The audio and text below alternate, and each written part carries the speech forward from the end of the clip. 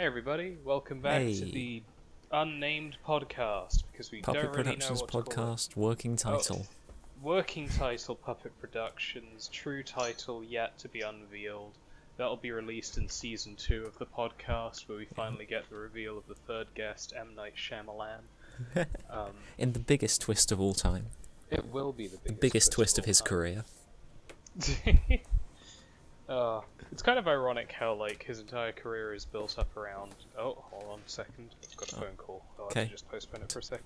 Nice. So, M. Night Shyamalan. Yeah, boy, M. Night guest. Shyamalan twist. The best one of his career. Georgia, before the recording, you're talking about baby foreskins being sold. Yeah, I don't really know much about it. I just saw, I saw an article a few days ago, that just offhandedly mentioned that, pharmaceutical, hospitals profit off selling foreskins to pharmaceutical companies, which are used in face creams, which Oprah promotes. So Oprah's telling you to rub babies' foreskins on your face. I want to know what website fun. you were looking at. Just Reddit. Yes, Reddit, a true wealth of honest information. Well, I did Google it, and no one seems to be denying it. Yeah. There's everyone just accepts it as fact.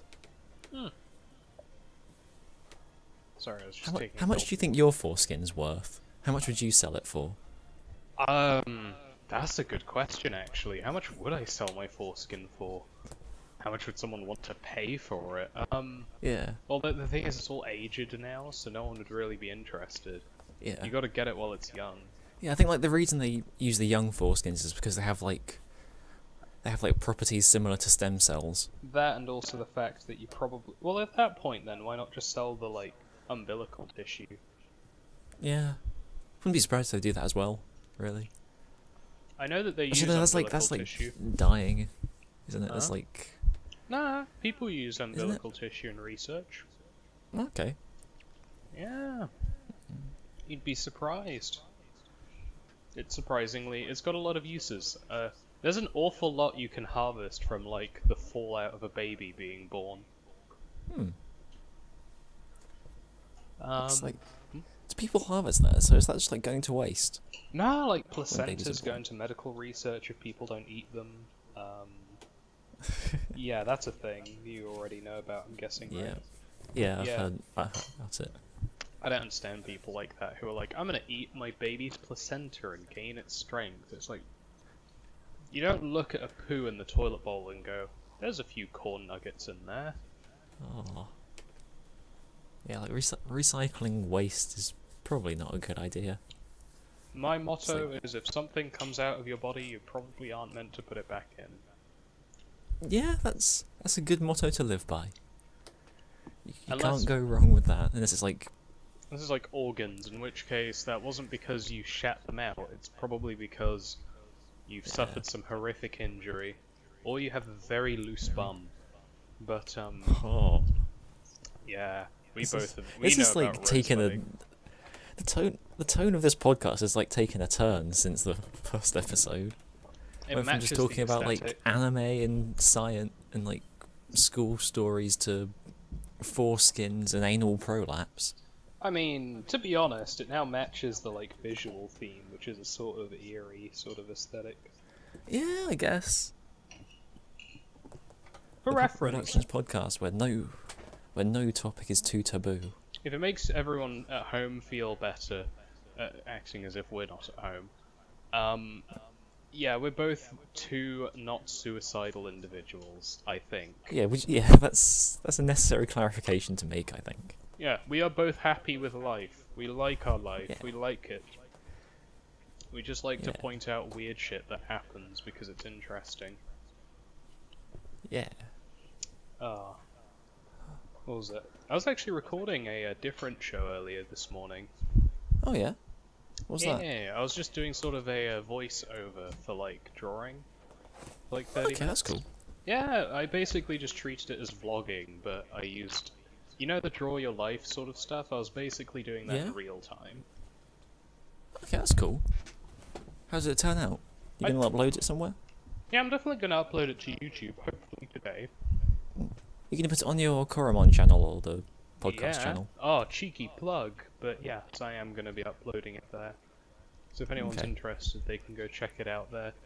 But I was planning on doing that as a daily thing because, like, you already know about my exploits in the working world, that crazy thing that exists.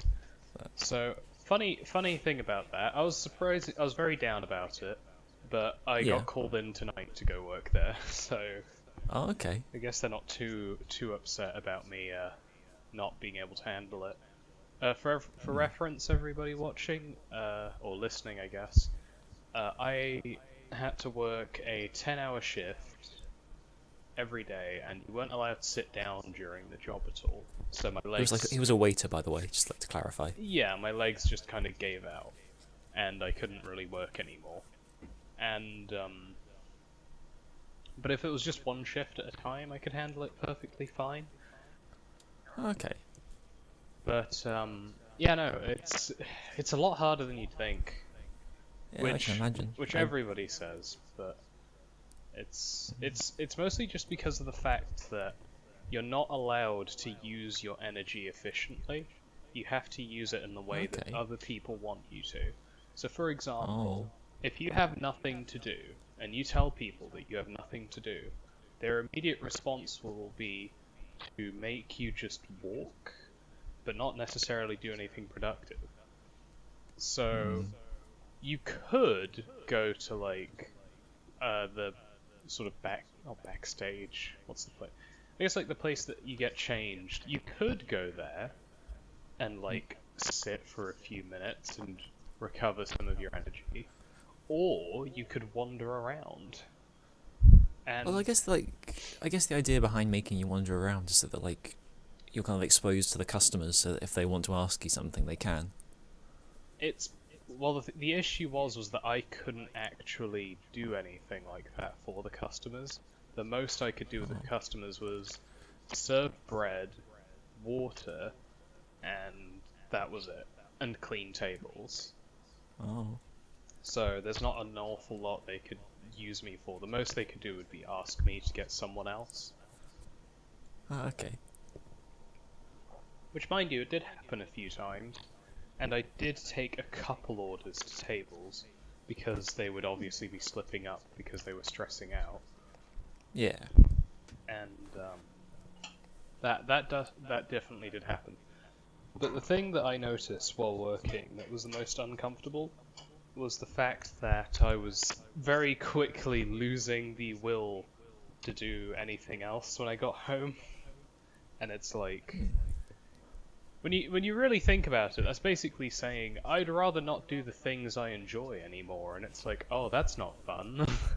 I don't want to quit on the things I like doing.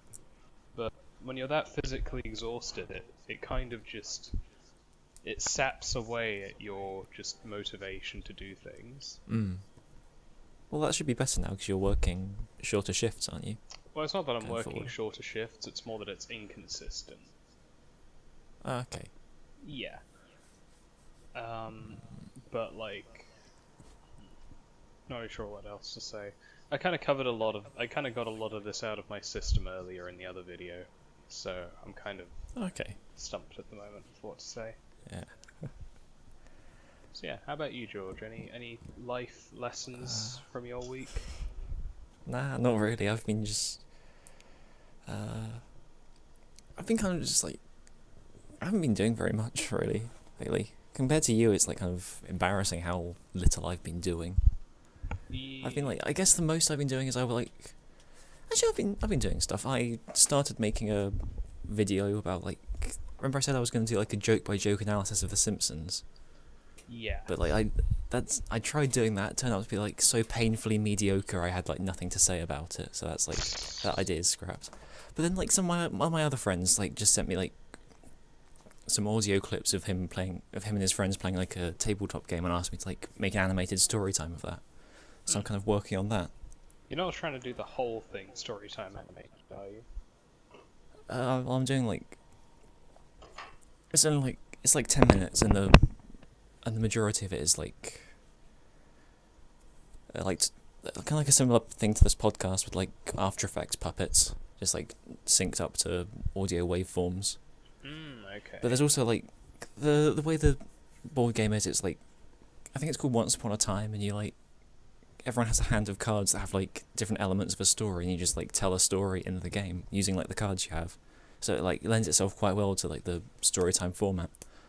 And also because each card is like, has a picture, there's like a very obvious thing to draw for it. So it's like, it's quite conducive to making that kind of video about it. Yeah, that sounds pretty... I think I get what you mean. Yeah. Yeah, so look out for that, viewers. Yeah, plug it. Shill that shit. Well, I'm not even sure if I'm going to finish it. Oof. Because it's like kind of... I have to do a lot of editing for the audio. I might just like delegate that to someone else. How many hours does it take, more or less? What, to make, to do what? To like edit audio like that? Yeah. So I've not... Well, it's like, the thing I'm going to be doing is like, it's like 10 minutes of audio, there's like 3, I need to split it into like 3 channels, like 1 for each of the people at the table. So it should only take like, probably only like 40 minutes, just like to listen to it. Because it's going to be just like listening through it 3 times, and then like 10 minutes of like messing around during that while it's like paused to edit it. Editing's a lot easier than like, it's like, I've got like a bit of a system down, I suppose. I'm like, I can churn stuff like that out pretty quickly. Because I guess I'm like practiced with it, because I've been doing that all year at university. Yeah, I kind of have that with audio editing as well. To be honest, if I really wanted to, which I do, I could like record a YouTube video, like solo one, every morning before I even go to uni. Because like, there is a period of time where I'm alone, like almost every morning before uni. And that's all I need. Because it takes half an hour to record, and then the editing I can just do when I get home. Yeah. Also, something you might not think, or you might not know, drawing while recording is very much like, if you have like a direction while you're doing it, it's actually really good for focusing. You'd think otherwise. Because a lot of people I notice when they do like Let's Plays and stuff, they talk about how it's very difficult to record and like talk and have a lot of sort of, you know, commentary, I guess, while simultaneously focusing on the game they're playing to make sure they're playing it well. Yeah. And like, you don't really get that while drawing, or at the very least, if you have a direction with where you're trying to go with the drawing that day. Okay. Do you like, what kind of things do you talk about in those, or would you talk about in those videos? Is it like, well, like talking about the drawing process, or just like other stuff in general? I talk about the drawing. I mean, if you want a good example of what I was trying to go for, look at Plague of Gripes. Okay. His YouTube channel, where it's like half commentary about, or mostly, well, just a little bit of drawing about the, a little bit of commentary about the actual drawing process, and mostly talking about personal life advice, which is really just, like, for me it was basically just coming to this realization of, if you haven't ever worked to the point where you can't talk anymore afterwards, you probably haven't put in your most effort before. That is to say that just because you feel exhausted doesn't mean you are. It's a bit hard to explain. It's like if your point of reference for being exhausted is like, oh god, oof, I'm out of breath, then that's not really like tired. Because I had that while I was doing my job, and then I just kept going for maybe another 3, 4, 5 hours. And it's like, I maybe got like double or 3 times as much done, like beyond the point where I thought I'd have to stop. And I still came in the next day and did it again. So, with that in mind, it's given me a new perspective on like how much I should realistically expect from myself every day. I guess my advice to everyone would be, have a day, if you're someone who isn't very active, where you try to do the very most that you possibly can, no matter how you feel, and just, even if it completely wrecks you for that day, just do it. Because when you're done, you'll have a new point of reference for what you're capable of getting done. And that's very helpful to know, because it means that in the future, if you're ever working on something, you're less inclined to procrastinate, because you'll be like, well, this was a tough day of work, I did 2 hours of work, and then you'll be like, yeah, but remember that time we did 12 or 16 or whatever, and you're like, oh yeah, no, this is nothing. And you can just sort of keep on going, and it helps you to, like, power through, I guess. Mm. It helps you to grow. Yeah, that's some good advice. Yeah, it's also... I did like a similar thing to that, like one day at university, and like when I was like finishing up one of my short films, and then just like did something that, like, basically another short film in the afternoon, and like I can say, and like that has given me new context for kind of work ethic and stuff. I second your notion that that's like a good way to kind of make yourself more productive. Yeah, if you're ever feeling like you're lazy or you're not doing enough, the best cure for that is... Oh, hold up. My little... Yeah, for reference, that's Riley, and they scream very loudly. We should make like a Riley puppet. We should make a Riley puppet. Actually, no. I don't know if that's a great idea, because that would mean you'd have to separate out my audio from my birds. That'd be a pain. Yeah, that would be very difficult. Let's just have my character occasionally act like a complete spaz and just have his jaw like unhinged from the sheer volume of the bird screeches. Adds a bit of character to it. It's like Tourette's. He's part bird. Yeah, that's some weird lore development. That's why your skin's yellow. So yeah, that's why it's yellow. I'm just a weird amalgam. I actually did try adding context to my guy once. I even tried to combine it with like other things I'd made, but it felt a bit weird. The idea was basically that because as time passes people can perform more and more body modification, there's just a bunch of people who genetically altered themselves, and as a result their kids ended up carrying on those modifications. But but the process had been refined to such a point that you don't end up with like any extremely like debilitating things like, oh boy, this person's a bird, this person's a fish, or like they have elements of that thing, because one of them's like, I want to be a good swimmer, and the other one's like, I want to be able to fly a plane really well. And then they have a kid and it's like, I can't breathe, but I must be in the sky, and it's just but instead of this it would just be like, yeah, I just look a little bit weird. That's about it. It's like, you know how in One Piece you got the fishmen? Yeah. It's kind of like that. It's like they're not really fishes, they just have some attributes of a fish and superhuman strength for some reason. I don't know the canon of One Piece, so there probably is.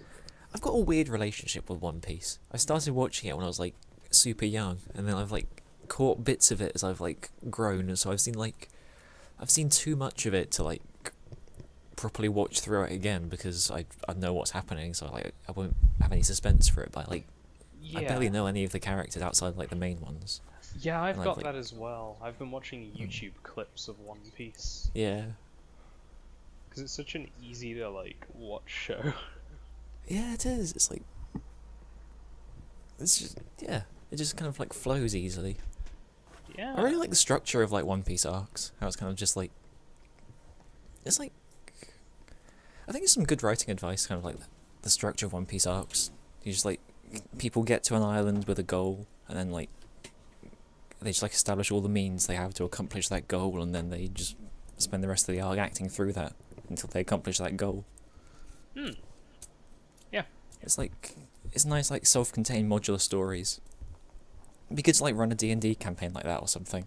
Dude, that's probably the best way to run a D&D campaign if you want to keep it continuous. Actually, that's something else interesting. The way that One Piece deals with like power scaling as well is pretty interesting. Because they don't just have it so that you become flat out stronger. It's normally you just gain another ability, or you learn a different way to use it. I guess it's a lot like JoJo in that respect. Yeah, it's like there's as much like outsmarting as there is overpowering in One Piece. Yeah. The issue with stuff like Naruto or Dragon Ball Z is that it very much hinged on they are getting stronger, which it's fine, it can be alright for a bit, but then you realize, oh wait, there's a limit to how strong we can make them. And it's stuff like Gurren Lagann, I think, pointed out how silly it is. Yeah. Because, I don't know. It gets to a point where you can't make an example of just how absurd the sort of scaling it. Like, it gets to a point where, even in Dragon Ball Z, they're like, wow, this person's as strong as, like, 3 Freezers. And then with Frieza, it was like, wow, this guy's stronger than the Ginyu Force. And then it's like, oh, the Ginyu Force is stronger than Vegeta. And if you go far enough back, it's like in Dragon Ball, like the original one, they were already starting with that stuff. Yeah. Where it was like, whoa, this guy's stronger than Piccolo. It's like the only point of reference you have for the strength scaling in that universe is someone says that they're stronger. Yeah, it's like, I think kind of like One Piece kind of learnt that.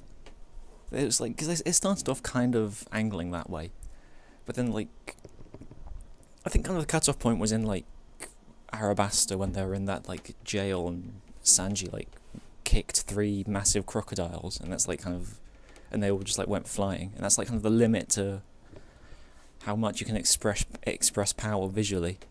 It's like, well, it's because like they went just like all out with the effects for that bit, and like since then they've just like kind of focused on kind of like increasing the power in like interesting ways as opposed to like the normal linear path. Yeah, it's even worse if they start off absurdly strong, so that you don't even get that initial bit of like growth. So I guess let's bring up the perpetual punching bag of this show, 7 Deadly Sins, where they start. So we can reuse that sword asset from the background. Nah, we don't need to reuse that because it's only going to be brought up for a minor point. But it's like that show on the very first episode had a man cut down an entire forest with a single strike, and he's meant to be the first nothing villain you run into. How do you exactly scale up the dramaticness from there? Because the thing is that even, like, knowing, okay, this man can fell a forest, that's one thing. But being able to, like, imagine that in your head and fully understand the scale of that is another thing. Like, try standing in a forest, or, I don't know, just astral project or imagine yourself, whatever the fuck, you're in a forest, and suddenly all the trees get chopped and are flying up into the sky. Does that make any sense to you? Because at that point, already, that's like absurd. That's power beyond anything that your little pea brain can understand. Like in your typical day-to-day life, it's amazing if a man can carry a few crates of wine, let alone fell a forest. So it better be done in a way visually that is like very indicative of how absurd of a feat this is. But because in that universe that's supposed to be a really unimpressive thing, they just do it in a comedic way, where they just sort of tool the entire forest off of the ground. Like, I remember when I was trying to make a comic once, because there are 2 comic ideas I've had. One with the like space one, another one with like tiny little robot people. And the premise with the robot people one was that because they would be small, and the things they would be destroying would be things that we know in real life, you could scale it in your head. So for example, because they're ant-sized, right? Yeah. So someone absurdly strong by their standards would be like a guy who could cut an apple in half with like a swing. And you can picture that. Like as a person, you can understand like imagine if you saw an ant just cleave an apple in half in front of you, you'd be blown away by it. Yeah. That's a good idea actually. That's smart. I want to see you do more with that. Yeah. Make that comic. I command you. Alright, I can do it. Fuck it. There's nothing stopping me. I just need to like write a good script for it. The issue with writing comics is, just like with anything else, the beginning. And that's really hard to do. The in-between stuff, pretty easy to write, because you're basically just like, ooh, this would be a really good way of expanding on this character. or this character, but then you don't know how to introduce them. It's why even in like regular shows, you notice that the first part of a show is normally the weakest. Yeah. It's like, for example, JoJo George. The character introductions are probably the weakest part of the show. Yeah. It's like, what was it? When you first meet Polnareff, for example, that's probably one of the better cases, I'd say. Because it's like them turning a baddie good. Yeah. But even then, it's fairly like... It's a very straightforward fight. There's not very much interesting going on. Because you can't risk injuring either of the characters. Because if you do... or not injuring them too severely, because otherwise you won't be able to use them later on in your plot. You know, they're like props. You know, a lot of the time when you have an antagonist character, you're thinking of it in terms of, this is a really good prop I can explode, and it'll look really flashy when I kill them off. Or just, like, eliminate them. You don't need to kill them, you can knock them out, air quotes. Like... God, that's something that always perplexed me. Is people who, like, they'll take a bomb to the face and it'll just knock them out. You see that a lot in stuff like DC, where you see, like, Batman getting swung by, like, a wrecking ball and he just gets knocked out for a little bit. Oh, you can't kill Batman. He's, like, their main cash cow. Yeah, exactly. You can't kill them off. Like, that's where the whole plot armor thing comes from. It's the fact that you need to compromise between making a really impressive scene or having your character just be invulnerable.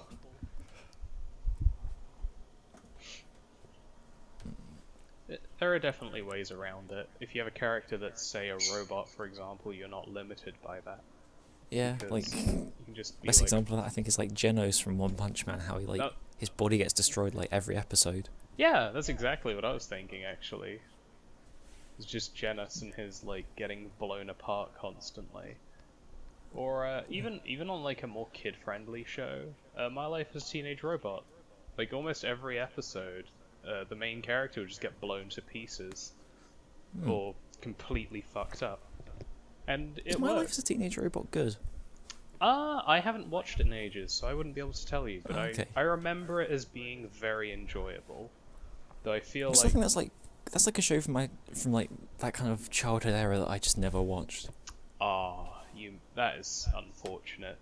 Oh, you missed out on the Drake and Josh. You missed out on the Danny Phantoms. I saw Danny Phantom. Danny Phantom's good. Yeah, it is. I might rewatch Danny Phantom. I kind of want to see how it holds up. I'm surprised we haven't seen, like, an edgy college humor joke, like, where they do the pixel animation. It's just, like, going ghost, and he pulls a clown's mask over his head, and he runs into a crowd of kids with a gun. And actually, not. Maybe that would be too on point. Also, I don't know what Riley's doing, but they're, like, looking at a shiny surface, running across it, and getting really excited. That's cute. Yeah, they are very playful. Riley, look! The ground. Holy shit, you're blown away by the... They are very blown away by the most silly things. How old are they? They admittedly are only 12 weeks old. Oh, okay. So, like, it's to the point where if I grab their beak the right way, they think that I'm mouth-feeding them. Oh.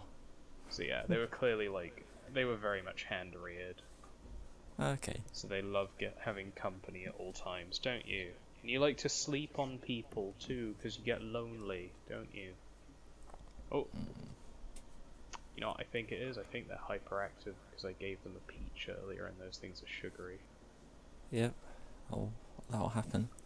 Yeah, they're kind of like twitching and jumping around like, ooh, ooh. Isn't that right? Who's a hyped little bird? It's you. You know what? You can sit in the corridor and run to me. That will use up some energy. Now you're just gonna drop a mighty shit on the floor instead. Thanks, Riley. Nice. Wow, that is a mighty shit. But anyway, yeah. We're about almost Yeah, done we've with come up this. to the half-hour mark. Should we leave it on the shit? Yeah, It's we should a nice leave sentiment it. to leave it on. Yeah, you know what, we ended it where we started it, talking about very inappropriate topics for the show. Yeah. So anyway, do you want to plug any stuff, George? Check out my Tumblr, tumblr.com/neverknowsbestblur. The link will be in the description because that's kind of a weird spell. Yeah, and you can find me over at Coromon at twitter.com or over at Corozart at tumblr.com. Also doing Ko-fi stuff, so if you want to get like a drawing or like an icon, if you drop me a coffee, I'll draw you an icon. You can use that for your Discord. Ooh. Think about that practical application of a drawing instead of just having it in a folder that's named Neat Stuff I Paid Money For. Because that seems... Do you have that? Yes, I do.